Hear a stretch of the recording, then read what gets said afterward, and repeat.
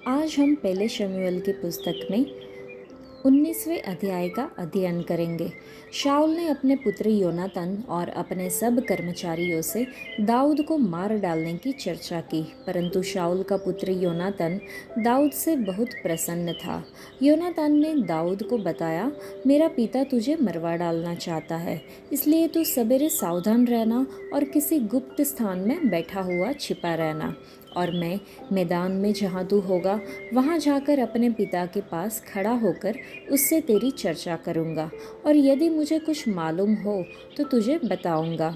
योनातान ने अपने पिता शाऊल से दाऊद की प्रशंसा करके उससे कहा, हे राजा, अपने दास दाऊद का अपराधी ना हो, क्योंकि उसने तेरे विरुद्ध कोई अपराध नहीं किया, वरन उसके सब काम तेरे बहुत हित के हैं। उसने अपने प्राण पर खेल कर उस पलिश्ती को मार डाला, और यहोवा ने समस्त इस्राएलियों की बड़ी जय कराई। इसे देखकर तू आनंदित हुआ था, और तू दाऊद को अकारण मारकर निर्दोष के खून का पापी क्यों बने? तब शाऊल ने योनातान की बात मानकर ये शपथ खाई, यहोवा के जीवन की शपथ, दाऊद मार डाला न जाएगा। तब योनातान ने दाऊद को बुलाकर ये सब बातें उसको बताई। फिर योनातान दाऊद को शाऊल के पास ले गया, और वह पहले के समान उसके सामने रहने लगा। तब लड़ाई फिर होने लगी, और दाऊद जाकर पलिश्तियों से लड़ा और उन्हें बड़ी मार से मारा, और वे उसके सामने से भाग गए।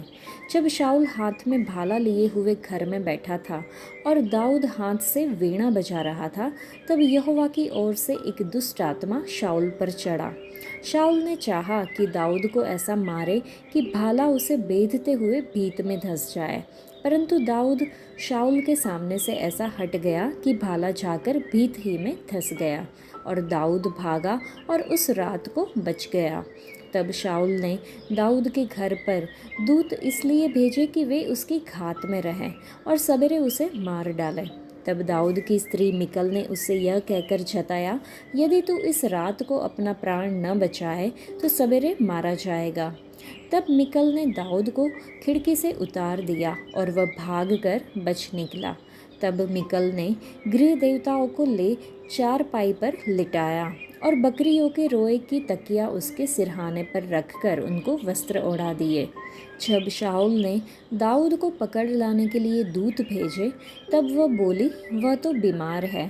तब शाऊल ने दूतों को दाऊद के देखने के लिए भेजा और कहा, उसे चारपाई समेत मेरे पास लाओ कि मैं उसे मार डालूं। जब दूत भीतर गए, तब क्या देखते हैं कि चारपाई पर गृह देवता पड़े हैं और सिरहाने पर बकरियों के रोए की तकिया है। अतः शाऊल ने मिकल से कहा, तूने मुझे ऐसा धोखा क्यों दिया? तूने मेरे शत्रु को ऐसे क्यों जाने दिया कि वह बच निकला है? मिकल ने शाऊल से कहा, उसने मुझसे कहा, मुझे जाने दे, मैं तुझे क्यों मार डालूं। दाऊद भाग कर बच निकला और रामा में शमूएल के पास पहुंचकर जो कुछ शाऊल ने उससे किया था सब उसे कह सुनाया। तब वह और शमूएल जाकर नबायोत में रहने लगे। जब शाऊल को इसका समाचार मिला कि दाऊद रामा के नबायोत में है, तब शाऊल ने दाऊद को पकड़ लाने के लिए दूत भेजे। और जब शाऊल के दूतों ने नबियों के दल को नबूवत करते हुए और शमूएल को उनकी प्रधानता करते हुए देखा, तब परमेश्वर का आत्मा उन पर चढ़ा और वे भी नबूवत करने लगे। इसका समाचार पाकर शाऊल ने और दूत भेजे, और वे भी नबूवत करने लगे। फिर शाऊल ने तीसरी बार दूत भेजे, और वे भी नबूवत करने लगे। तब वह आप ही रामा को चला, और उस बड़े गड्ढे पर जो सेकू में है पहुंचकर पूछने लगा, शमूएल और दाऊद कहाँ है? किसी ने कहा, वे तो रामा के नबायोत में हैं।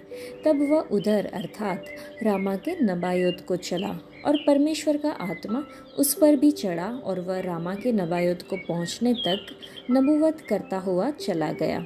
और उसने भी अपने वस्त्र उतारे और शमूएल के सामने नबूवत करने लगा, और भूमि पर गिरकर दिन और रात नंगा पड़ा रहा।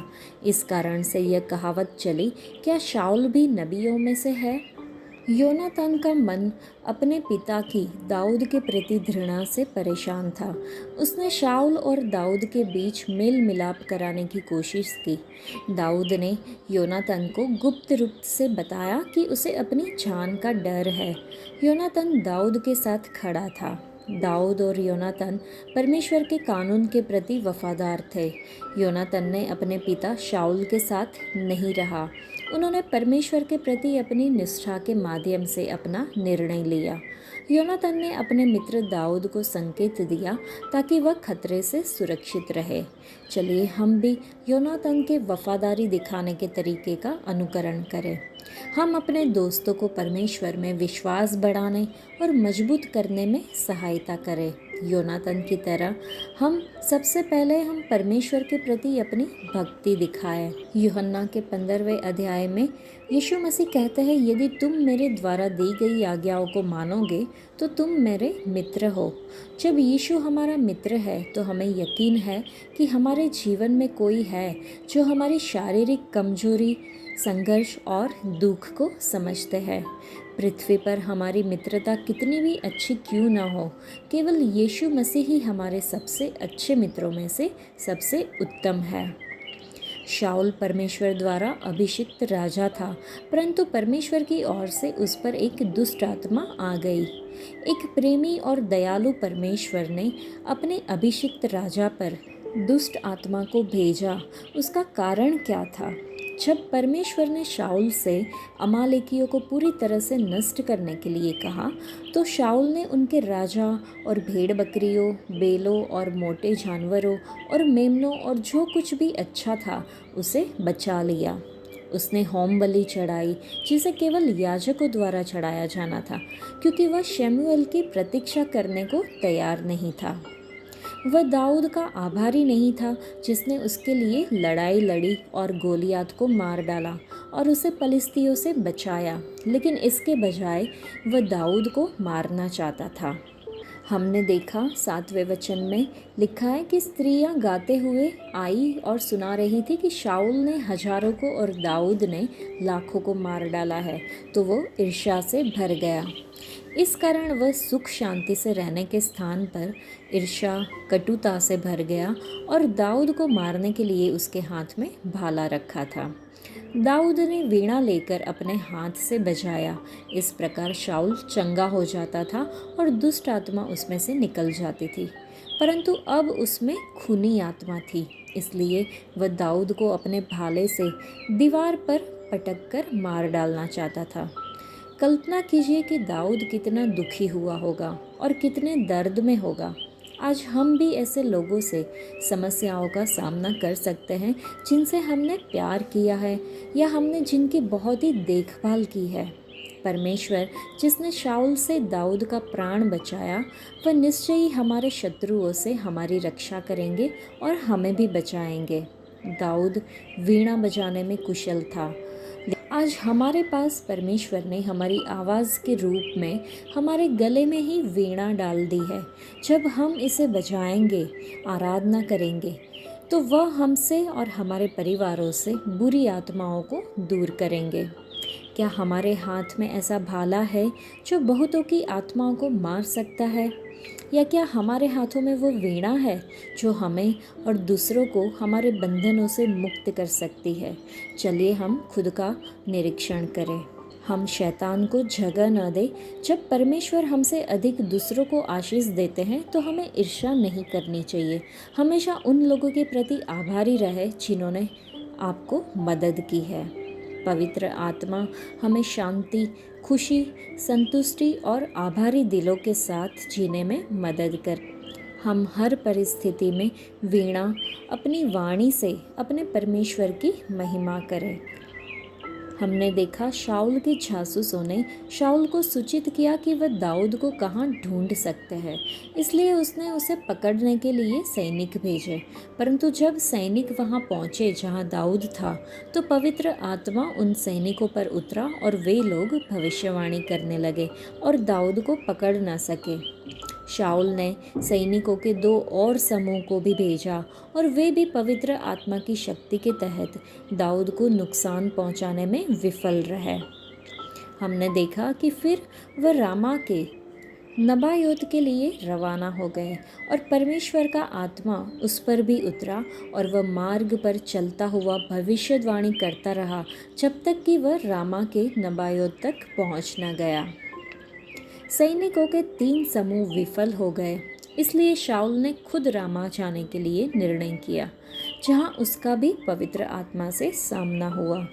दाऊद ने पवित्र आत्मा से प्रेम किया और उस पर भरोसा किया और बदले में पवित्र आत्मा ने उसे बचाया।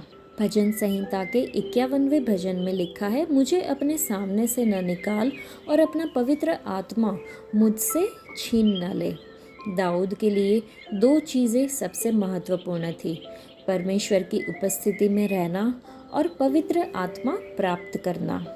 अधिकांश मसीही केवल परमेश्वर की उपस्थिति में रहने का लक्ष्य रखते हैं और इस बात की परवाह नहीं करते कि वे आत्मा के नेतृत्व में हैं। लेकिन दाऊद के साथ ऐसा नहीं था और इसलिए पवित्र आत्मा ने दाऊद की रक्षा की। सभी लोग शाऊल के विषय में भ्रमित थे। एक क्षण में वह एक हिंसक व्यक्ति की तरह व्यवहार करता है, अपने भाले से दाऊद को दीवार पर पटक कर मारने की कोशिश करता है, लेकिन कुछ दिनों बाद उसे भविष्यद्वक्ताओं के साथ भविष्यवाणी करते हुए देखा जाता है। कभी कभी यह किसी दुष्ट आत्मा के नियंत्रण में होता है, लेकिन कभी कभी इसका उपयोग परमेश्वर की आत्मा द्वारा किया जाता है। शाऊल उथल पुथल में है क्योंकि वह जानता है कि परमेश्वर इस्राएल के अभिषिक्त राजा के रूप में उससे क्या अपेक्षा रखते हैं, लेकिन उसकी पापपूर्ण इच्छाएं जो ईर्ष्या, क्रोध और पागलपन के रूप में प्रकट होती है, उसने उसके जीवन पर कब्जा कर लिया था।